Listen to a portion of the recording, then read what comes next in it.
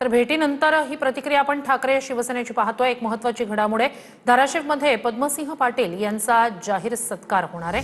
पवनराजे हत्याकांडात निर्दोष मुक्ततेनंतर हा सत्कार केला जाणार आहे। एनडीएमध्ये राणा जगजित सिंह विरुद्ध निंबाळकर असा नव्यानं संघर्ष त्यामुळे पेटणार आहे। भाजपचे राणा पाटील आता धाराशिव जिल्ह्यात माजी मंत्री पद्मसिंह पाटलांचा जाहीर सत्कार करणार आहेत।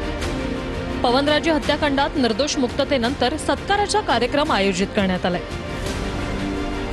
त्यामुळे सदैव ज्यांच्या विरोधात फुटीर खासदार ओमराजेंनी निवडणूक लढवली तेच आता एनडीए सोबत गेल्यामुळे शिंदेंच्या शिवसेनेचे ओमराजे आणि भाजपचे राणा पाटील हे युती धर्मात एकत्र येतात। मात्र युती धर्म एक असला तरी मी सदैव विरोधातच राहणार असं ओमराजेंनी म्हटलंय।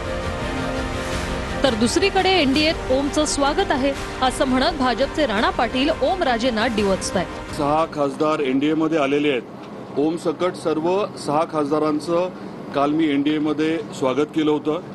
मी हेही म्हटलं होतं की प्रतिस्पर्धी वगैरे आता विषय राहत नाही, कारण ओमने स्वतःहून एनडीए मध्ये प्रवेश केलेला आहे।